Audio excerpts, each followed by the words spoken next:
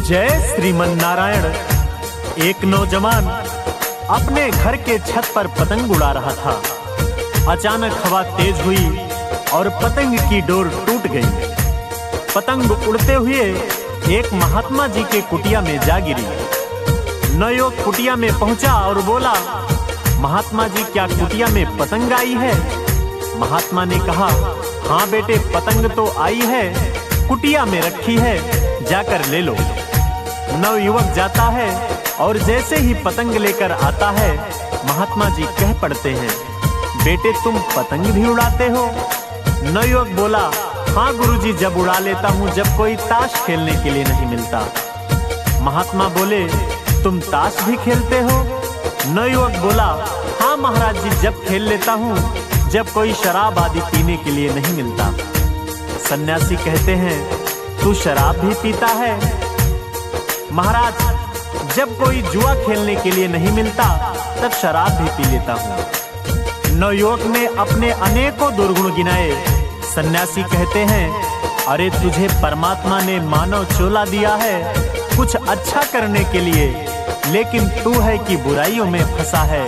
तू मेरे पास बैठ। उस नवयुवक पे सन्यासी के बातों का असर हुआ और नौजवान सन्यासी के पास बैठ गया और धीरे धीरे कुछ ही दिनों में योग साधना सीख गया।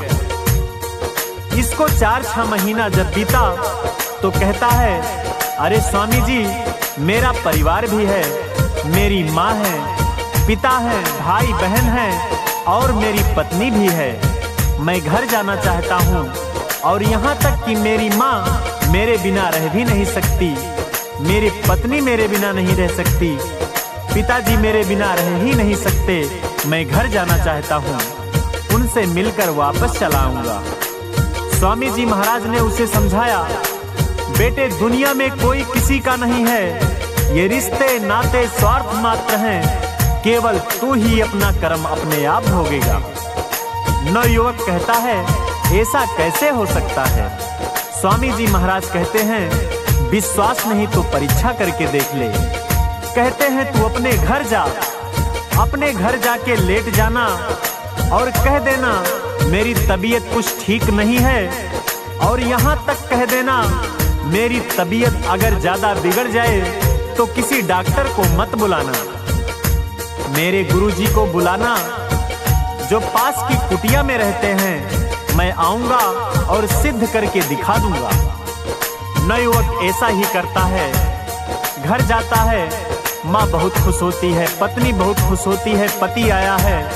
माँ कहती है, बेटा भूखा होगा, रोटी खा ले। कहता है, माँ मेरी तबीयत कुछ ठीक नहीं है, मैं सोने जा रहा हूँ, और अगर मेरी तबीयत ज्यादा बिगड़ जाए तो किसी डॉक्टर को मत बुलाना, यहीं पास की कुटिया में मेरे गुरुजी रहते हैं, उन्हें बुला लेना।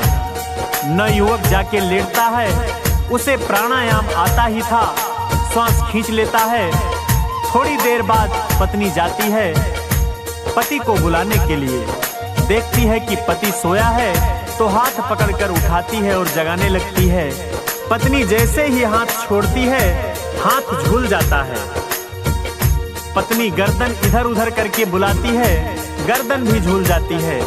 पत्नी जोर जोर से चिल्लाती है, अरे माँ देखो इनको क्या हो गया। माँ आती है, पिता आता है, भाई बहन आते हैं, देखते हैं अब प्राण नहीं रहा। सभी लोग रोते हैं, चिल्लाते हैं और शव को दफनाने की तैयारी करने लगते हैं। इतने में माँ को ख्याल आता है कि बेटे ने कहा था कि अगर मेरी तकलीफ ज्यादा बढ़े तो पास में मेरे गुरुजी हैं, उनको बुला भेजना।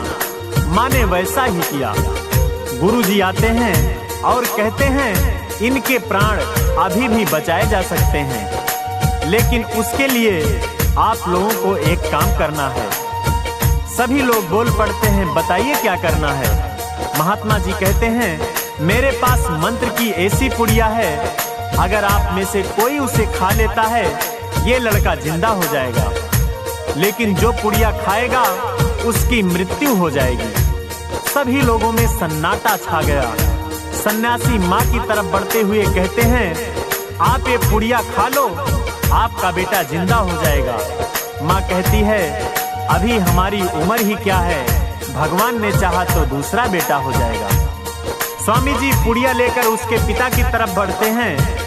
कहते हैं, ये पुड़िया खा लो, तुम्हारा बेटा जिंदा हो जाएगा। पिता कहता है, स्वामी जी अपने पोथी पत्रा निकालो, उसमें देखो अगर किसी दूसरे बेटे का योग बन रहा हो, फिर ऐसी कोई दिक्कत वाली बात नहीं है। स्वामी जी भाई बहन के पास जाते हैं। सभी लोग कोई ना कोई बहाना करके टाल देते हैं। स्वामी जी पड़ोसियों की तरफ जाते हैं। पड़ोसी उठकर जाने लगते हैं। तब सन्यासी जी कहते हैं, अच्छा आप लोग नहीं खाओगे तो मैं ही ये पुड़िया खा लेता हूँ। सभी लोगों ने कहा, हाँ स्वामी जी आप खा लो, सन्यासियों का जीवन वैसे परोपकार के लिए होता ही है। स्वामी जी पुड़िया खाते हैं और लड़के को बुलाते हैं। लड़का अपने गुरुजी की आवाज सुनकर आता है। स्वामी जी कहते हैं, बोल बेटे कौन किसका है।